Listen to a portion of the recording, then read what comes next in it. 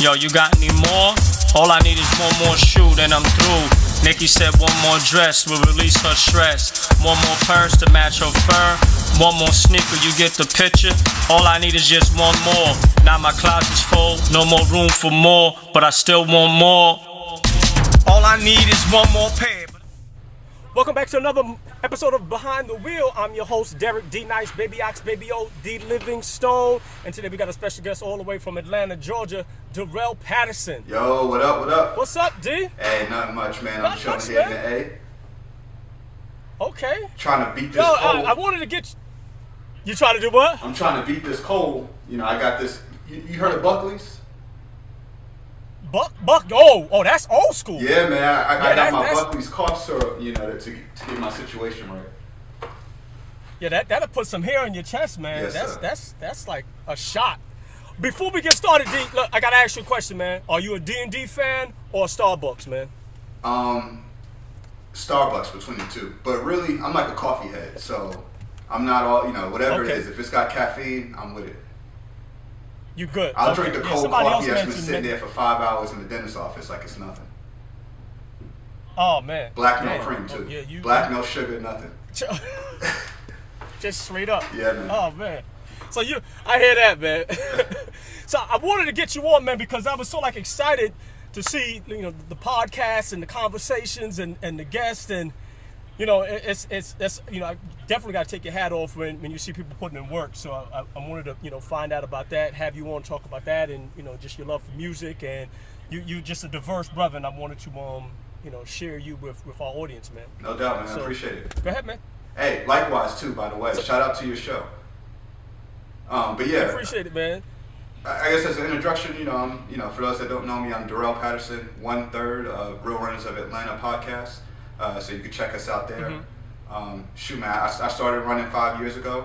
I was overweight. I was slow, and man, I just wanted to get in shape and get healthy. And then, you know, so that kind of brought me into running in the first place. You know, I ran my first race actually 5 years ago. It was January 2012. The MLK 5K drum run. 5K, it took me 38 minutes.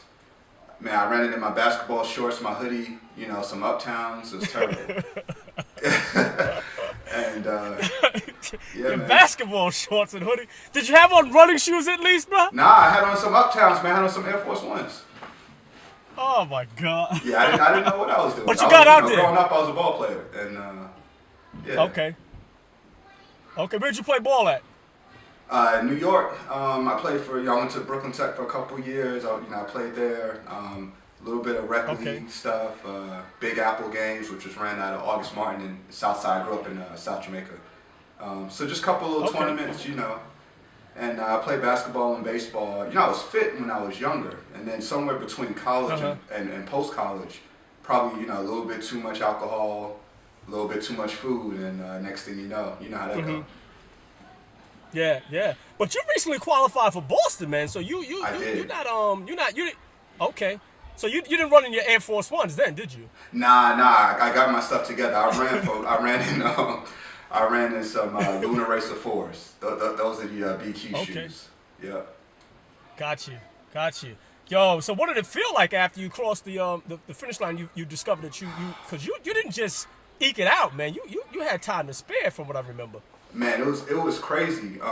You know, I know you keep these short, so I'm not gonna kill you with a long story. But let's just say, again, I started out. Again, first 5K was 38 minutes. So I went from being very, very slow back of the pack to like having a vision, and it actually came from Margot here in Atlanta. You know, I remember her telling me about her Boston experience, and I said, "Yo, I want to run Boston too." And you know, I just told a few people about it, and you know, a couple of people kind of, you know, just threw some outright kind of like shade, like, "Bro, that's not gonna happen." And you know, that just kind of lit my fire more. So it took a couple of years. It took a lot of 3 a.m. mornings. It took a lot of work, you know, to get there. So when I finally did BQ, you know, I needed a 305 because of my age. You know, if you're under 35, you need to run 305.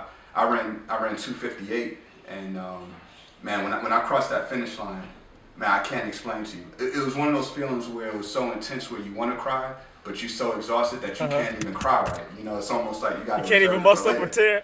Yeah. I had to like, all right, wait, I'm gonna cry later because I'm too tired to even waste tears. I'm too dehydrated to cry. No tears are coming out. Yeah, it was, no salt, salt, just. But it was an amazing feeling. Definitely the highlight of my running career by far. That's all right, man. So now, what led to you mentioned something about vision, but what led to the vision behind the podcast, and how did you guys get started with that, and what is that experience like for you? The podcast, man, I'm one of those people that like, you ever see that movie Inception, and it talks about how like ideas become contagious? I don't know if you've seen that, but that's kind of the way it is for me, man. I just had an idea. When I have an idea, I just have to see it through. And I just felt like there was a void in the market. Like, for people like me who, like, I really don't like sifting all the way through Facebook to try to get the information I want. Like, I kind of like stuff curated for me. I like to go to a news site that has everything together. And I realized that there just really wasn't anything like that for the everyday runner. Like, yeah, I could go to Runner's World or Let's Run, you know what I'm saying, and hear about the elites. But if I wanted to know like what's going on with the everyday runner, the real runners of Atlanta, which is really like a spin-off of Real Housewives of Atlanta, you know, like the reality of what it's like to be a runner, no one's doing that. And really, I didn't even want to do it. Like, for people that know me, they know that like I'm kind of like an introvert with like extrovert abilities. You know, like it's almost like real. I'm really a recluse. You know what I'm saying? But I have like good social skills. So I knew I could do it. I was like, sounds crazy, right? I'm like, let me just do it. I got good social skills. And that was it, man. I just wanted to get it out there, and really what I hope. You hear? I don't know if you hear this radio, but homie, I'm sorry. This guy is like playing his radio real loud. I don't want to throw something at him, but go ahead, man. Nah, I don't even hear it at all. But yeah, so I had this idea, and I was like, man, I didn't know anything about podcasting, nothing about the technology. Nothing about how to host a show. I didn't have any of that skill set, but I was like, you know, it's Google.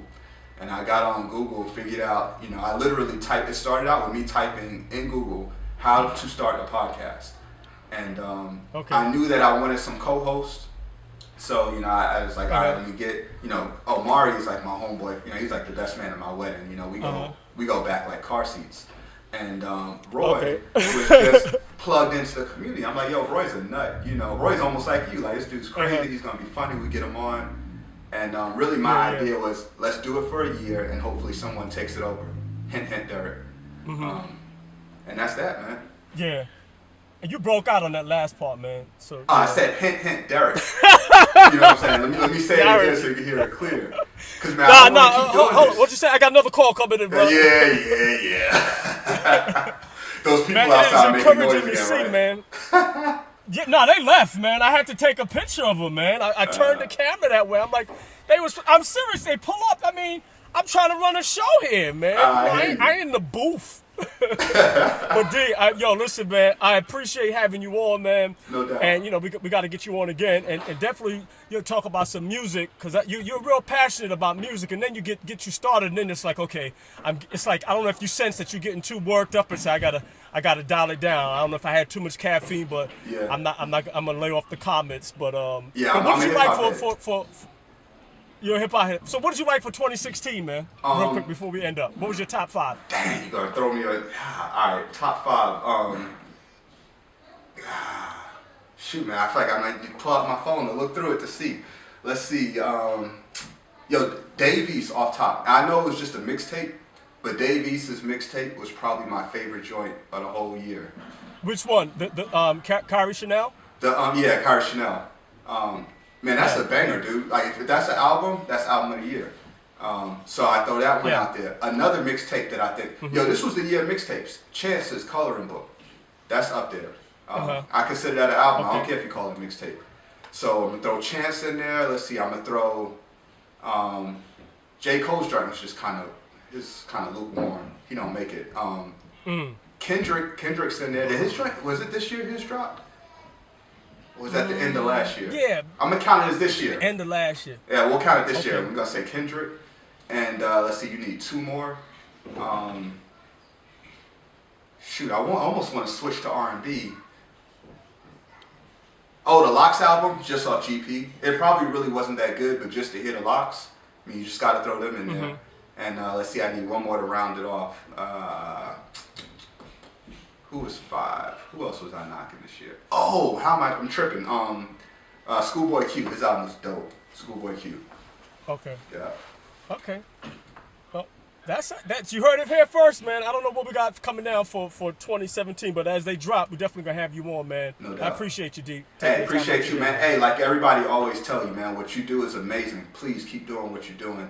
I'm inspired by you every day, and you know I have a short attention span. People know that. I don't like listening to other people. I don't have time for it, but I always make time to listen to you because you keeping it real. You putting that real stuff out there. So keep doing you, bro.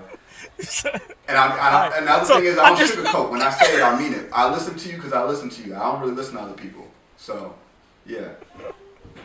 All right, man. All right, peace, bro. I appreciate you, man. Thank you. Hey, Hold no on a doubt. second.